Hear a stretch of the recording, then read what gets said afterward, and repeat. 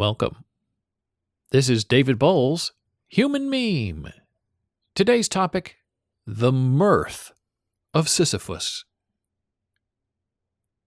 We all know the myth of Sisyphus, the story of a terrible man who cheats death twice and who is then punished to suffer the rest of his life rolling a rock up a hill, only to have it roll back down again, and he has to start the process all over again. But the title of this podcast is The Mirth of Sisyphus. Mirth means a rejoicing. And that, in the end, is the lesson of Sisyphus, the wanton one who loves life and who finds delight, mirth, really, in the torture of being condemned to work endlessly in the living.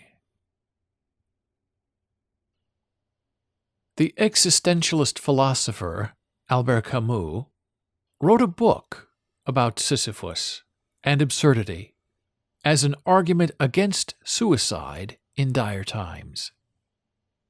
And Camus' friend and fellow existentialist, Jean-Paul Sartre, wrote this about Camus' 1942 novel, The Stranger.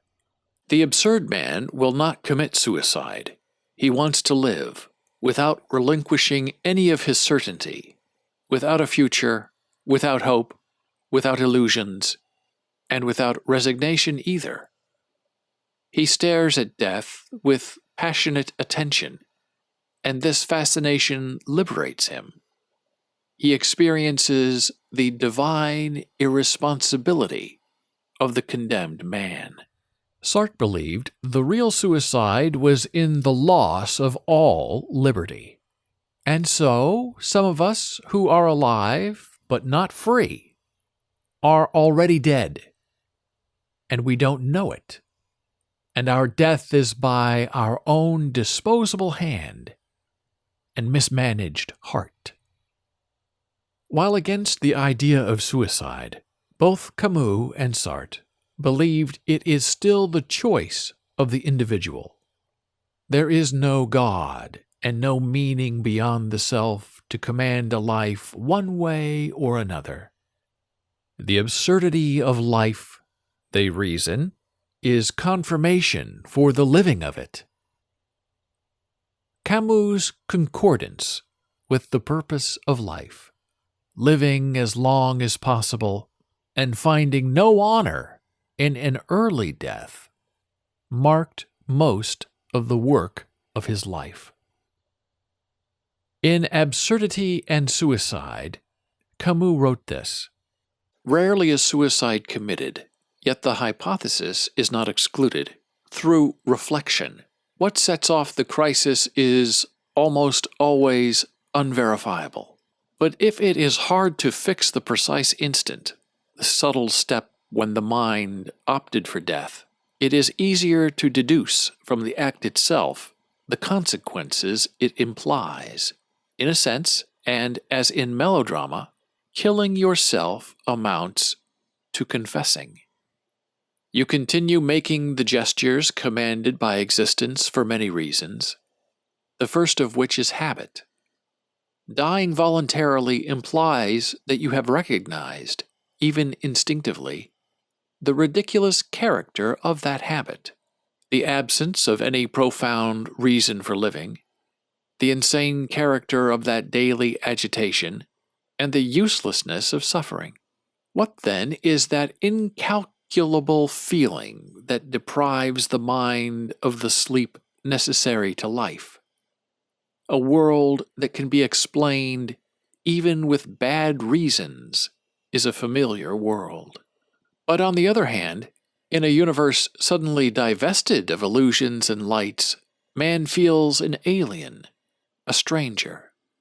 His exile is without remedy, since he is deprived of the memory of a lost home or the hope of a promised land.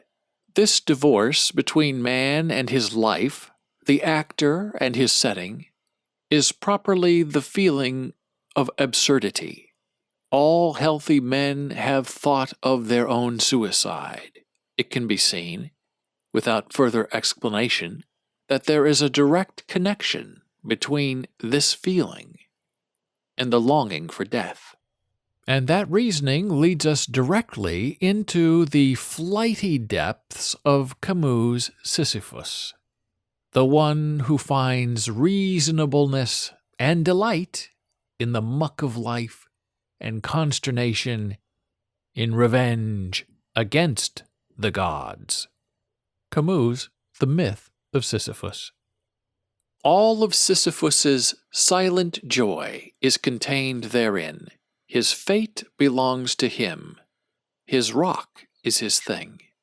Likewise, the absurd man, when he contemplates his torment, silences all the idols. In the universe, suddenly restored to its silence, the myriad of wondering little voices of the earth rise up.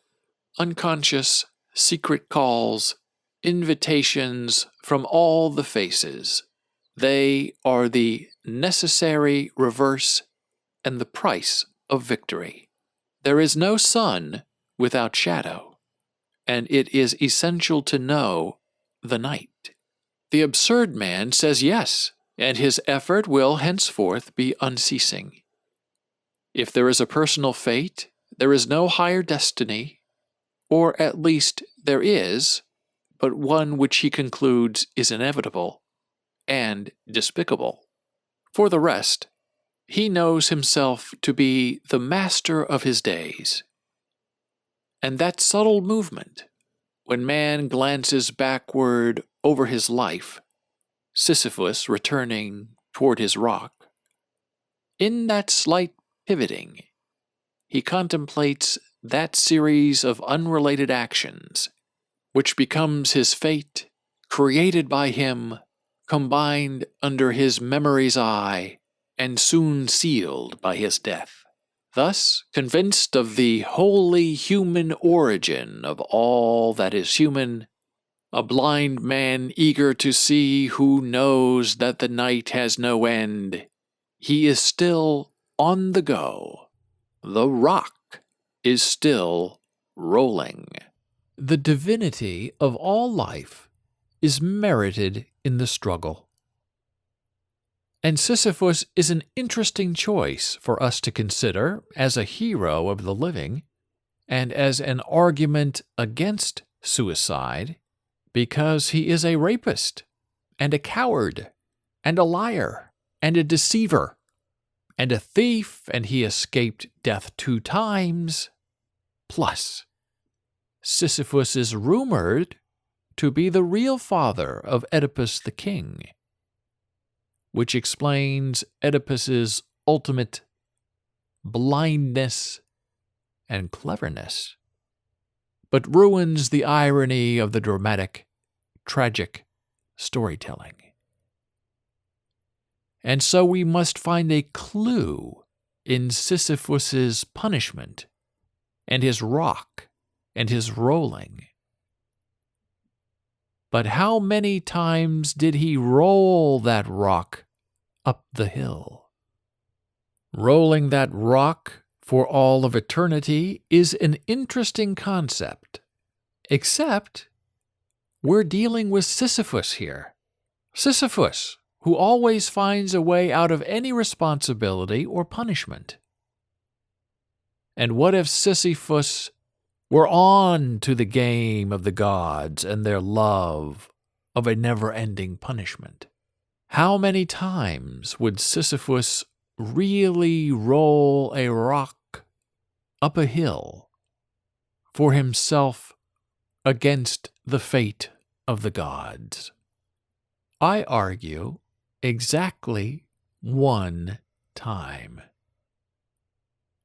And Camus himself references this possibility just a bit when he wrote, "At that subtle moment when man glances backward over his life, Sisyphus, returning to his rock, In that slight return, he contemplates the series of unrelated actions which become his fate, created by him, combined under his memory eye, and soon sealed by his death. Yes, once Sisyphus would roll the rock up the hill, and it might take him an hour to get up there. But once that rock rolled back down the hill, clearly requiring him to push it back up again, our Sisyphus would be on to the punishment of the gods, and Sisyphus would take 1,000 years to walk back down the hill to his rock, to begin the rolling uphill again. The moment of clarity for Sisyphus is not quite as Camus argued, in the slight pivot glancing backward over his life, but in the full and successful sussing out that Sisyphus's punishment from the gods was a task with no end, and he would know that to win, to survive, to live, would be to slow down time and purge purpose. Sisyphus would immediately reason there was no punishment in the return of the rock, only in the effort to roll the rock back up the hill. And Sisyphus would rightly figure out the mirth of the rock is at the bottom of the hill, where it was born to belong, and leaving it there for as long as possible would be the greatest cheat against death and punishment. As the life of the rock is in stasis with the human remains of the day struggling against its purpose. Thank you for listening. Be a human meme.